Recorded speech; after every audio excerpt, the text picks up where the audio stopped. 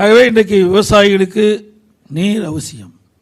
உடம்புக்கு உயிர் எப்படியோ அதுபோல் விவசாயத்துக்கு நீர் உயிராக இருக்கின்றது. அந்த நீரை சேமிப்பது, பகிர்ந்து கொடுப்பது என்ற அடிப்படையிலே நான் முதலமைச்சர் இருந்த காலகட்டத்தில் மாண்புமிகு அம்மா இருக்கின்ற பொழுதே எனக்கு பொதுப்பணித்துறையை ஒதுக்கீடு செஞ்சார்கள் முதலமைச்சர் ஆவதற்கு முன்பு. அப்பொழுதிலிருந்தே மாண்புமிகு அம்மா அவர்கள் இருக்கின்ற பொழுதே நல்ல ஆலோசனைகள்லாம் அவர்கள் வழங்கினார்கள். அம்மா மறைவுக்கு பிறகு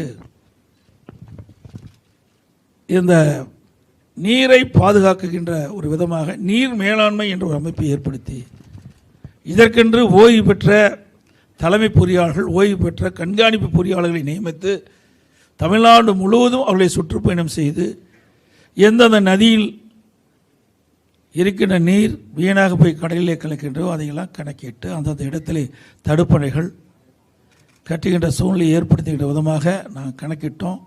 பல இடத்துல தடுப்பணை கட்டணும்.